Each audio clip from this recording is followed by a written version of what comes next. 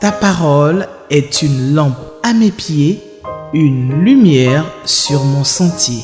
Psaume 119, verset 105. La méditation.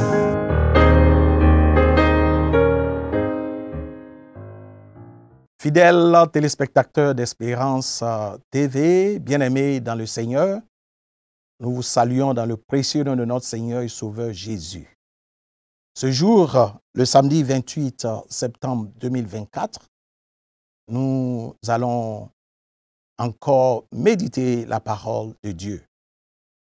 Alors, avant toute chose, prions.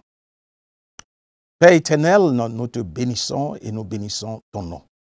Merci pour tout. Merci pour ton amour. Merci pour ta fidélité. Merci pour ta grâce. Merci pour ta faveur sur nos vies. Merci pour le souffle de vie que tu nous donnes ce jour. Que toute la gloire te revienne. Nous disposons nos cœurs à encore entendre de ta part. Remplis-nous de toi. Remplis-nous de ta présence. Remplis-nous de ton onction. Et que toute la gloire te revienne. Au nom de Jésus, nous avons prié. Amen. Amen, amen et amen. Alors, nous allons prendre notre Bible. 1 Samuel, chapitre 9, versets 15 à 27. 1 Samuel, chapitre 9, versets 15 à 27. Nous lisons la parole de Dieu.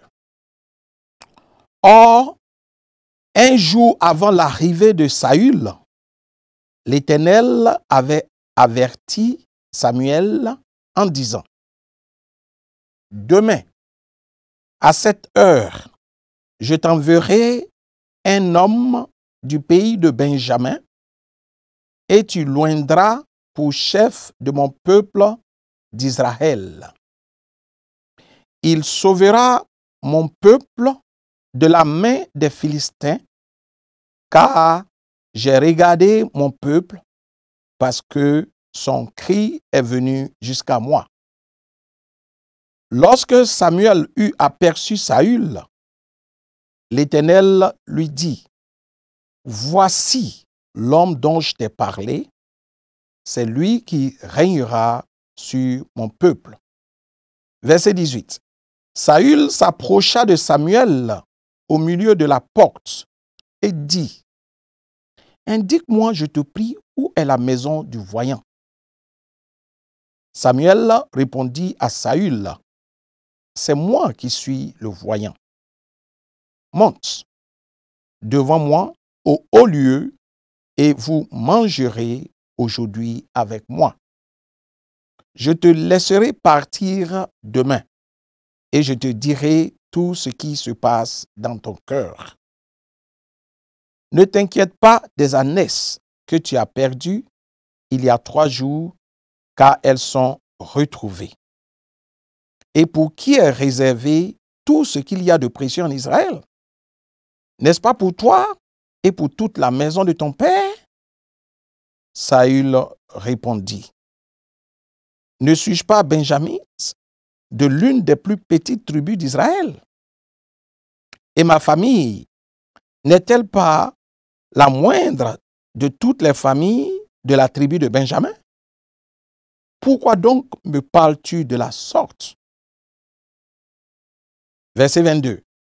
Samuel prit Saül et son serviteur et les fit entrer dans la salle et leur donna une place à la tête des conviés, qui étaient environ 30 hommes.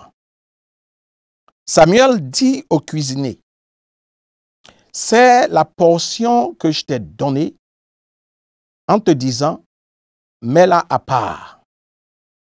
Le cuisinier donna l'épaule et ce qui l'entoure, et il a servi à Saül. Et Samuel dit: voici ce qui a été réservé. Mets-le devant toi et mange, car on l'a gardé pour toi lorsque j'ai convié le peuple. Ainsi, Saül mangea avec Samuel ce jour-là. ils descendirent du haut lieu à la ville. Et Samuel s'entretint avec Saül sur le toit.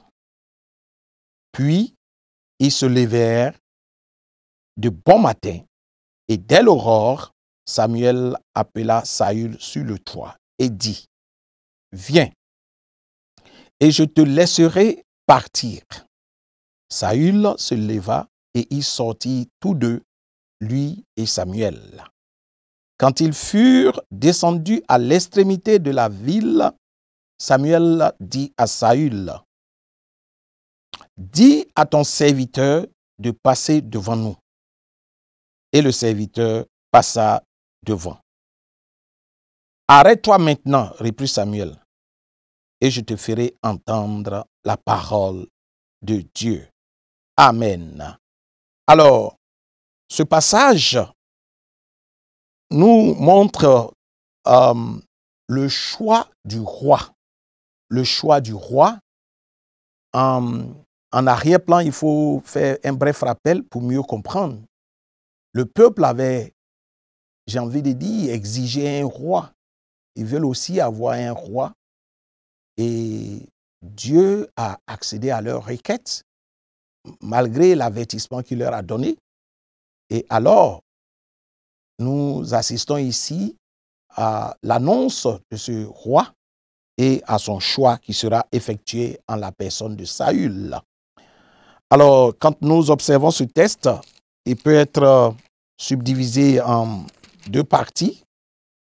Nous avons d'abord le verset 11, le verset 15 au verset 17.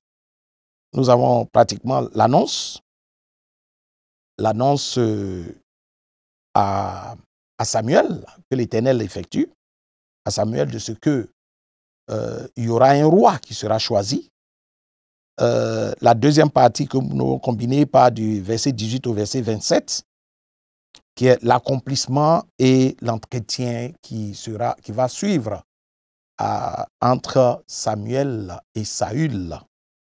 Alors, le premier élément qui nous frappe ici dans ce verset, c'est que dans la première partie, on nous apprend que un jour avant l'arrivée de Saül, l'Éternel avait averti Samuel en disant, « Demain, un homme du pays de Benjamin, et tu loindras pour chef de mon peuple d'Israël. » Alors, il est très, très important de remarquer que Samuel avait une telle intimité avec Dieu que Dieu lui parlait et lui révélait les choses à venir. Il marque ici l'expression de, je veux dire, la qualité de la relation qui existait entre Samuel et l'Éternel, Dieu Tout-Puissant. Alors, ce type de relation est ce que nous devons rechercher, à savoir marcher selon les principes et les commandements de Dieu afin d'être un homme selon le cœur de Dieu. Demain à cette heure, je t'enverrai un homme du pays de Benjamin et tu loindras pour chef de mon peuple d'Israël. Samuel était très obéissant à tout ce que l'Éternel lui recommandait. Tout ce que l'Éternel lui disait, il exécutait. Parce qu'il savait que ce Dieu est un Dieu qui a besoin simplement de notre obéissance. L'obéissance vaut mieux que les sacrifices. Amen. Alors, Dieu lui dit que cet homme que tu vois, qui est du nom de Saül, sauvera mon peuple de la main des Philistins. Et le cahier de charge était déjà établi. Il dit, car j'ai regardé mon peuple parce que son cri est venu jusqu'à moi. Parce que c'est le peuple qui a exigé un roi. Et Dieu n'a fait que accéder à leur requête. Lorsque la Bible dit au verset 17, après donc l'annonce, lorsque Samuel eut aperçu Saül, l'Éternel lui dit, voici l'homme dont je t'ai parlé, c'est lui qui régnera sur mon peuple. En tant que prophète de l'Éternel, Samuel était à une longueur d'avance sur tout le monde. Dieu lui parlait il échangeait avec Dieu. Alléluia. C'est ce type de relation que nous devons avoir avec le Saint-Esprit aujourd'hui. Ce type de relation que nous devons rechercher aujourd'hui.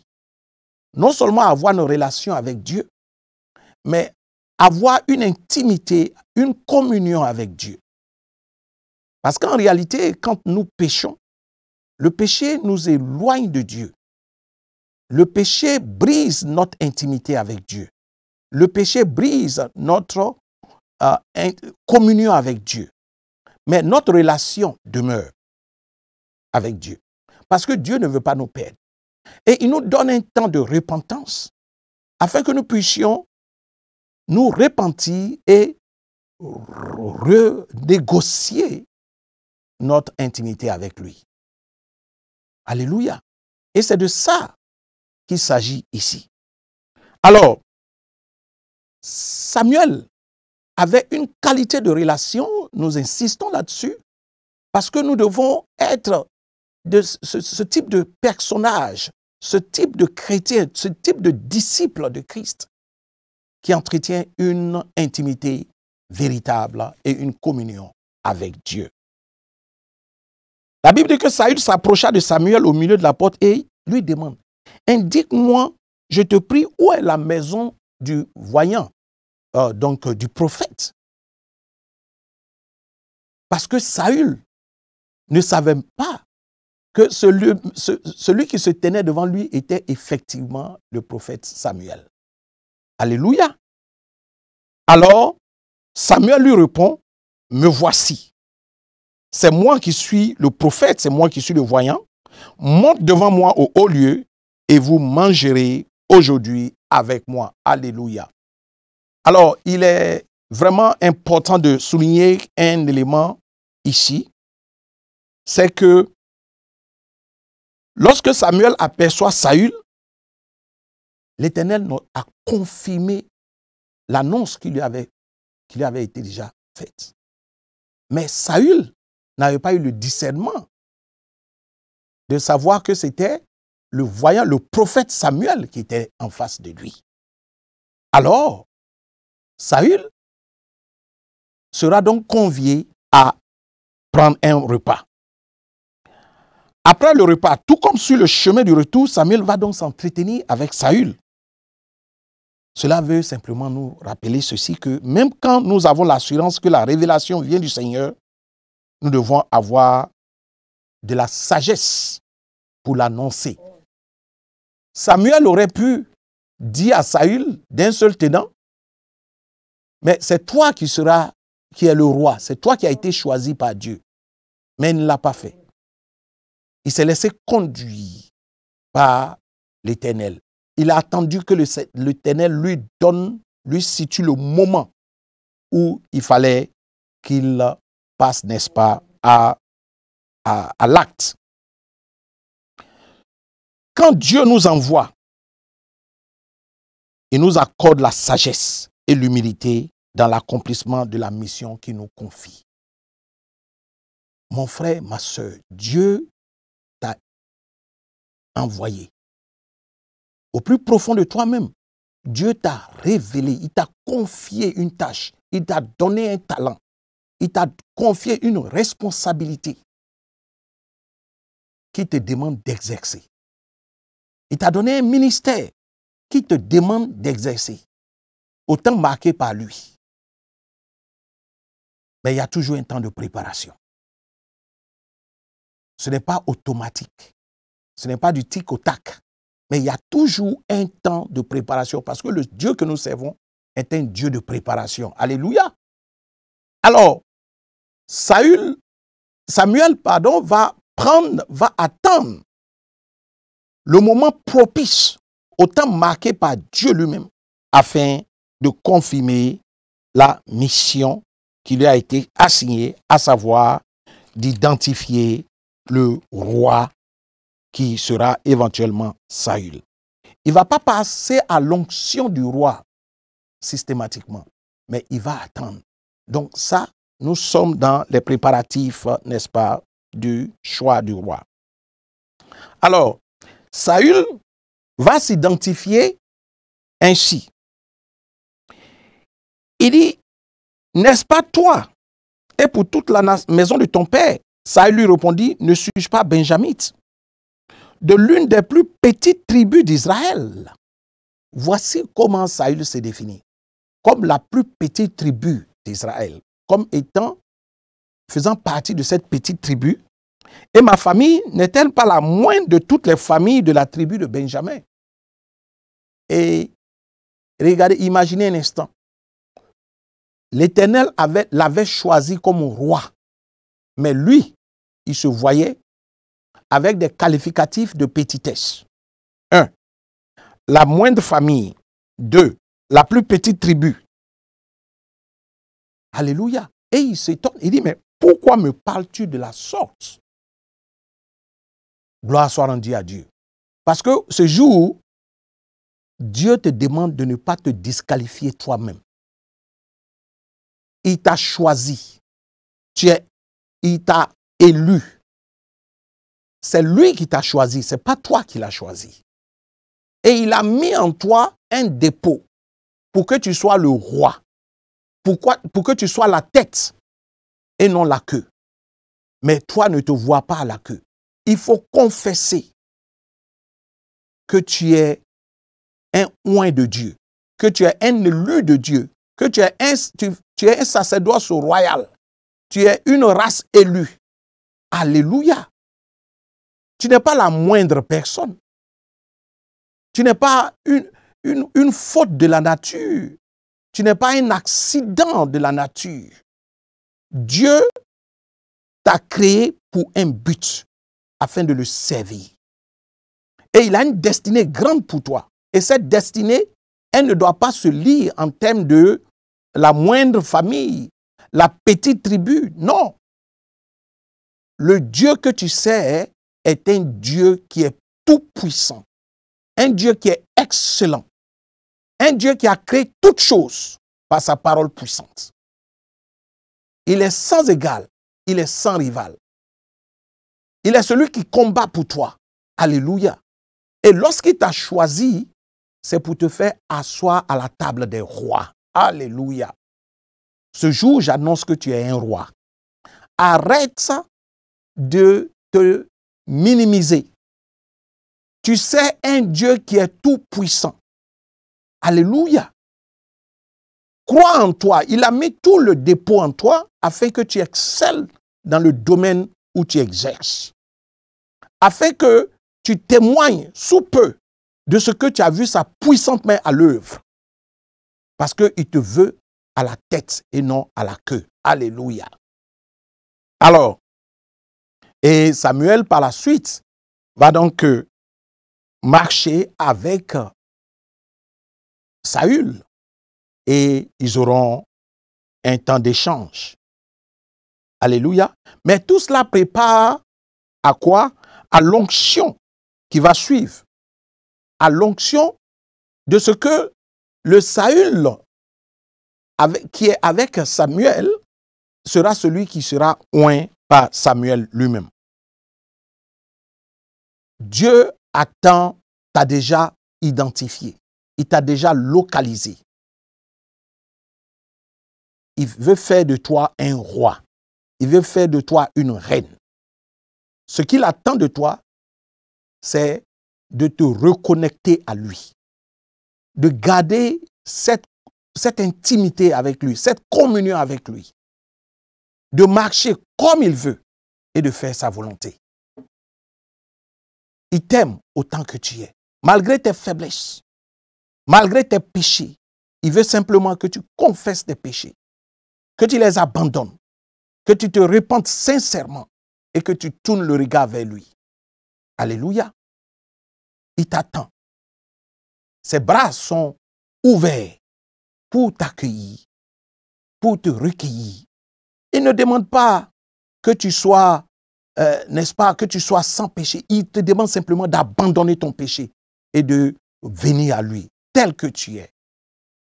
Malgré tes limites, malgré tes faiblesses, malgré, Seigneur, tes indignités, Dieu attend simplement que tu t'abandonnes à lui.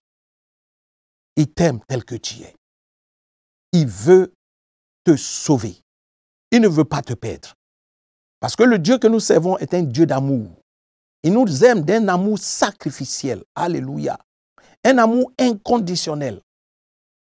C'est pourquoi, mon frère, ma soeur, tourne tes regards vers lui et abandonne-toi totalement entre ses mains. Alors, Saül, le repas, l'échange, le repas était comme une communion. Une communion où on lui a servi l'épaule comme s'il était un sacrificateur. C'était des symboles qui annonçaient le signe de la royauté qui était encodé, qu'il fallait décoder. La Bible dit, ainsi Saül mangea avec Samuel ce jour. Alléluia. Le repas qui a été partagé était l'expression, n'est-ce pas, d'un amour, de l'expression de l'amour, et qui préfigurait avec l'épaule qu'on lui avait réservée, parce que ça lui a été réservé exclusivement, qui était comme le sacrificateur. Alléluia. La Bible dit, quand il fut descendu à l'extrémité de la ville, Samuel a dit à Saül, dis à ton serviteur de passer devant nous. Ah oui. Parce que le serviteur ne devait pas être un témoin de l'échange qui allait avoir ou bien de ce qui va se passer. Et le serviteur passa devant et il lui dit, arrête-toi maintenant et je te ferai entendre la parole de Dieu. Alléluia. Arrête-toi maintenant, mon frère. Arrête-toi maintenant, ma soeur. Dieu veut te faire entendre sa parole. Ce n'est pas le Dieu du passé. Il est le Dieu du présent. Maintenant, il veut que tu entendes sa parole. Maintenant, il veut parler à ton cœur. Parce qu'il veut faire de toi un roi. Il veut faire de toi une reine. Tu sais un Dieu qui est tout puissant. Rien ne doit pouvoir te limiter, car tu as un Dieu qui est illimité. Or, tel il est, tel nous sommes. Il est excellent, tu dois être excellent. Il faut que tu prennes cela à cœur ce jour et comprendre qu'il est réel et qu'il est vivant. Nous allons au thème de ce passage qui est véritablement riche, avoir comme pour modèle Samuel qui est obéissant à la parole de Dieu. Samuel est un prophète qui avait une intimité avec Dieu, qui avait une intimité, une communion poussée avec Dieu. Et nous devons nous y exercer. Être agréable à Dieu. Notre sacrifice doit être un parfum de bonne odeur. Notre vie, notre cœur, doit être pur. Un cœur pur. Le servir avec un cœur pur, avec sincérité. Car il attend beaucoup de nous. Oui, le Seigneur nous aime. Alors, nous allons prier. Père, nous voulons encore te dire merci pour ce temps et ce moment, pour ta parole qui nous fait du bien. Tu nous démontres encore une fois que l'obéissance vaut mieux que les sacrifices. Tu nous interpelles encore ce jour afin que nous puissions marcher comme tu veux et faire ta volonté. Être obéissant à ta parole, car nous servons un Dieu qui est tout puissant. Nous ne devons pas nous négliger. Nous ne devons pas nous présenter comme étant des hommes, des personnes défavorisées. Nous ne devons pas regarder à nos faiblesses, à nos limites, à nos manquements. Mais nous devons regarder à ce Dieu qui est omniscient, omnipotent et omniprésent. À ce Dieu qui est tout puissant. Oui, tel il est, tel nous sommes. Il nous demande de nous rattacher à lui, de garder notre intimité avec lui, car il a des projets pour nous. Les projets qu'il a pour nous sont des projets de bonheur. Et le temps lui appartient. Il est le maître des temps, il est le maître des circonstances. Il nous veut au-delà de toutes ces circonstances. de garder les regards le fixés vers lui, car il nous aime d'un amour inconditionnel. Alors, nous voulons nous abandonner totalement entre ses mains, afin qu'il puisse nous conduire, qu'il nous dirige, qu'il nous instruise par son esprit, car seuls nous ne pouvons pas. Merci pour ce temps, merci pour ce moment. Prends le contrôle de toutes choses. Prends le contrôle de nos vies et conduis-nous comme tu le veux, afin que toute la gloire te revienne. Au nom de Jésus, nous avons prié. Amen. Amen et Amen. Que la grâce de Dieu repose sur vos vies. Amen. Ta parole est une lampe à mes pieds, une lumière sur mon sentier. Psaume 119, verset 105. La méditation.